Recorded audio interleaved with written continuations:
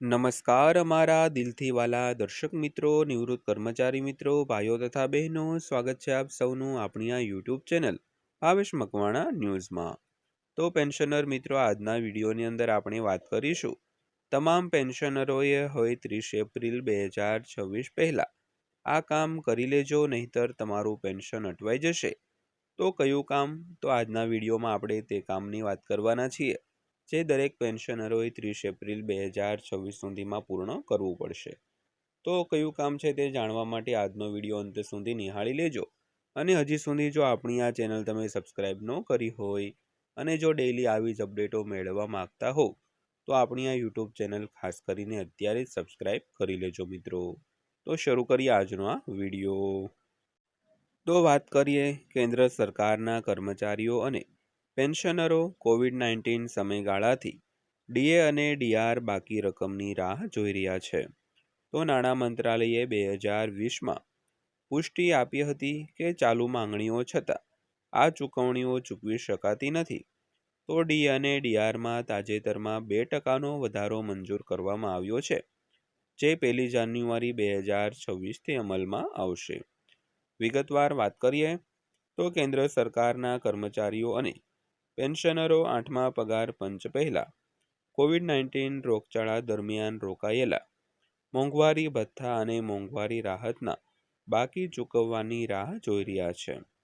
તો રોગચાળાના સમયગાળા દરમિયાન 18 મહિના સુધી ચૂકવવામાં ન આવેલા બાકી રકમ લાખો લાભાર્થીઓમાં લાંબા સમયથી માંગણી થઈ રહી છે. જોકે નાણાં મંત્રાલયે 2020માં સ્પષ્ટતા કરી હતી કે આ બાકી ચૂકવણીઓ આ તબક્કે ચૂકવી શકાતી નથી. તો મંત્રાલયના જણાવ્યા અનુસાર કર્મચારીઓ અને પેન્શનરો દ્વારા તેમના સમાધાન માટે સતત વિનંતીઓ છતાં રોકેલા ડીએ અને ડીઆર બાકી રકમનું વિતરણ કરવાની કોઈ શક્યતાઓ નથી મિત્રો. તો ત્યારબાદ વાત કરીએ તે સૂચનામાં શું કહેવામાં આવ્યું હતું. તો નીચે સહી કરનારને કહેવાનો નિર્દેશ આપવામાં આવ્યો છે કે કોવિડ-19થી ઉદ્ભવતા સંકટને ધ્યાનમાં રાખીને એવો નિર્ણય લેવામાં આવ્યો છે કે 1 જાન્યુઆરી 2020થી કેન્દ્ર સરકારના કર્મચારીઓને ચૂકવવા પાત્ર મોંઘવારી ભથ્થા અને કેન્દ્ર સરકારના પેન્શનરોને મોંઘવારી રાહતનો વધારાનો હપ્તો ચૂકવવામાં આવશે નહીં. તો 1 જુલાઈ 2020 અને 1 જાન્યુઆરી 2021થી ચૂકવવા પાત્ર મોંઘવારી ભથ્થા અને મોંઘવારી રાહતનો વધારાનો હપ્તો પણ ચૂકવવામાં આવશે નહીં તેવું 2020માં કહેવામાં આવ્યું હતું.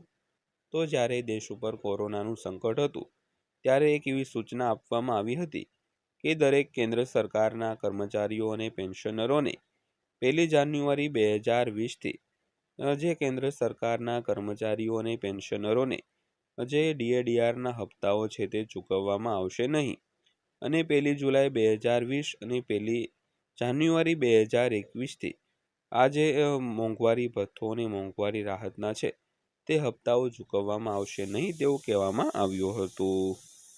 તો ત્યારબાદ જોઈએ તો તેમાં ઉમેર્યું હતું કે જ્યારે સરકાર દ્વારા 1 જુલાઈ 2021થી બાકી રહેલા મોંઘવારી ભથ્થા અને મોંઘવારી રાહતના ભાવિ હપ્તાઓ ચૂકવવાનો નિર્ણય લેવામાં આવશે ત્યારે 1 જાન્યુઆરી 2020 અને 1 જુલાઈ 2020 તેમજ 1 જાન્યુઆરી 2021થી અમલમાં આવતા જે મોંઘવારી ભથ્થા અને મોંઘવારી રાહતના દરો સંભવિત રીતે પુનઃસ્થાપિત કરવામાં આવશે અને 1 જુલાઈ 2021થી અમલમાં આવેલા સંચિત સુધારામાં જે સમાવિષ્ટ છે તે કરવામાં આવશે. તો 1 જાન્યુઆરી 2020થી 30 ટ્રિલિયન જૂન 2021ના સમયગાળા માટે કોઈ પણ બાકી રકમ છે તે ચૂકવવામાં આવશે નહીં. તો 24 એપ્રિલ 2026ના રોજ એક જારી કરાયેલ 8મા કેન્દ્રીય પગાર પંચની નોટિસ પુષ્ટિ કરે છે કે 28 એપ્રિલથી 30 એપ્રિલ દરમિયાન દિલ્હીમાં યોજાનારી બેઠક માટે કમિશનને યુનિયનો અને સંગઠનો તરફથી મોટી સંખ્યામાં વિનંતી મળી છે. તો સંકુચિત સમયપત્રક અને વિનંતીઓની મોટી સંખ્યાઓને કારણે કમિશને જણાવ્યું હતું કે કોઈપણ અહેવાલો અનુસાર આ તારીખો દરમિયાન બધાની સાથે સમાવી શકાય નહીં મિત્રો. ત્યારબાદ જોઈએ તો તાજેતરમાં દહેરાદૂનમાં એક બેઠક યોજાઈ હતી અને કેન્દ્રીય કર્મચારીઓ અને તેમની સંલગ્ન સંસ્થાઓની માંગણીઓમાંની એક 18 મહિનાના ડીએ એરિયર્સની ચૂકવણી છે.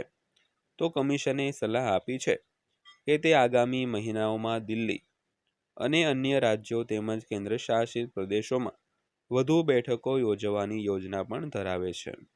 તો દિલ્હી એનસીઆર ક્ષેત્રની બહાર રહેતા હિસ્સેદારો કે જેઓ કમિશન સાથે વાતચીત કરવામાં રસ ધરાવતા હોય તો તેમને કમિશન તેમના સંબંધિત રાજ્ય અથવા તો નજીકના સ્થાનની મુલાકાત લે ત્યારે એપોઇન્ટમેન્ટ લેવા માટે પ્રોત્સાહિત કરવામાં આવે મિત્રો. ત્યારબાદ જોઈએ તો કેન્દ્રીય કર્મચારીઓ માટે 2% મોંઘવારી ભથ્થામાં વધારો કેબિનેટ દ્વારા મંજૂરી. તો આ દરમિયાન સરકારે 18 એપ્રિલે કેન્દ્ર સરકારના કર્મચારીઓ માટે અને પેન્શનરો માટે જે ડીએડીઆરમાં 2%નો વધારો મંજૂર કર્યો હતો, જેનાથી લગભગ 50.46 લાખ કર્મચારીઓ અને 68.27 લાખ પેન્શનરોને રાહત મળી હતી મિત્રો.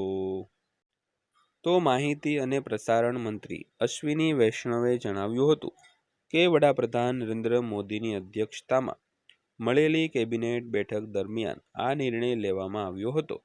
તો તેમણે એમ પણ નોંધ્યું હતું કે ડીએ અને ડીઆરમાં વધારાને કારણે સરકાર પર વાર્ષિક રૂપિયા 6,791.24 કરોડનો નાણાકીય બોજ છે તે પડશે.